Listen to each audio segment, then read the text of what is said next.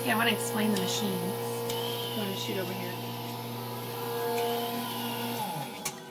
So this is my version of microdermabrasion machine. It's called the Microglide.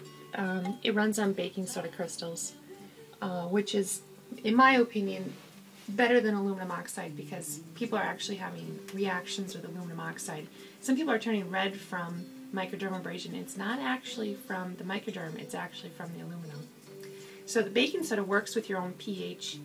Most people's skin is a pH of 4.5 to 5.5, and baking soda just works with that, so you don't have the redness.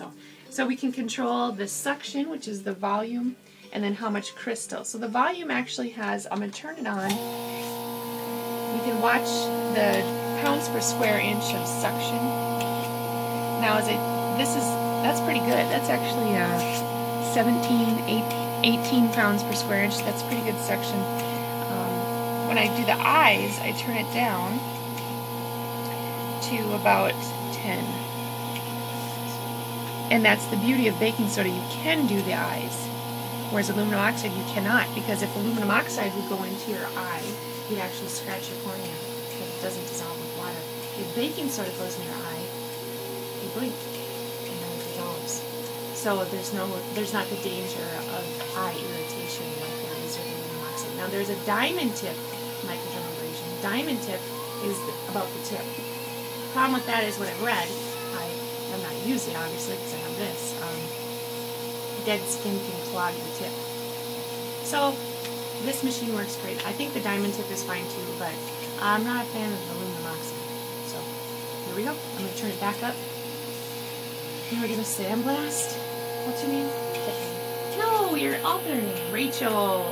Brittany. Brittany. This is Brittany. Okay. I'm trying to help you here. So you just yell at me if it's too strong. So I work an area until it turns pink,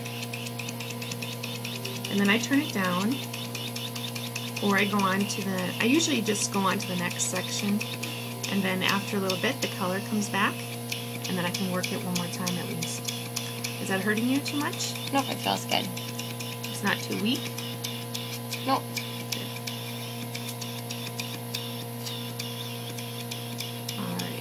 So after I do this just for a little bit, I can see a little bit dry, but it's not terrible. So after we do the microderm today, we're going to do, I think, a vitamin C treatment with gel therapy. What's that? Gel therapy adds minerals and water, hydration. I've never heard of the vitamin C. Oh, Brittany, my notes are out. No, you're good. So this is going to sand down or plane down any unevenness. So even if it's just it's so microscopically raised, but you'll feel the difference. And so your makeup goes on better. True microdermabrasion has suction.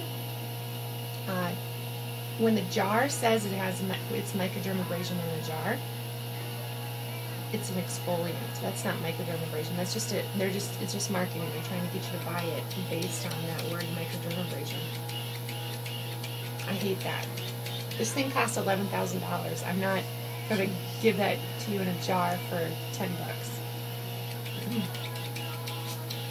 But the suction obviously draws blood, which stimulates blood flow, which stimulates collagen production. There's nothing like your own collagen production. So that's the benefits of true microdermabrasion.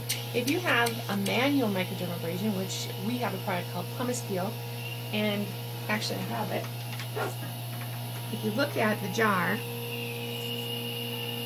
can you see that, Alyssa? Mm-hmm. It says manual microdermabrasion treatment. It just is an exfoliant.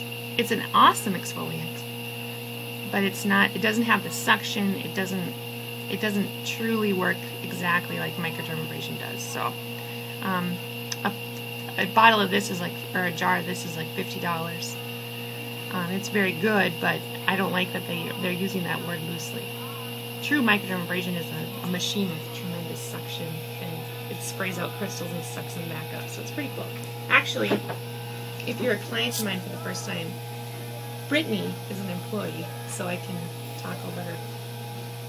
The clean crystals come through this clear tube, and they shoot out this little screw, and then the dirty crystals, along with the dead skin cells, get sucked up through this hole. They go through the black tube, which I almost pulled out, and they collect on the other side of the machine.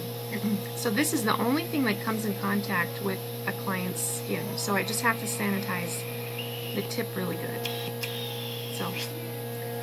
So pretty much if you're my client, that's what I'd be explaining if you were here in the room with me.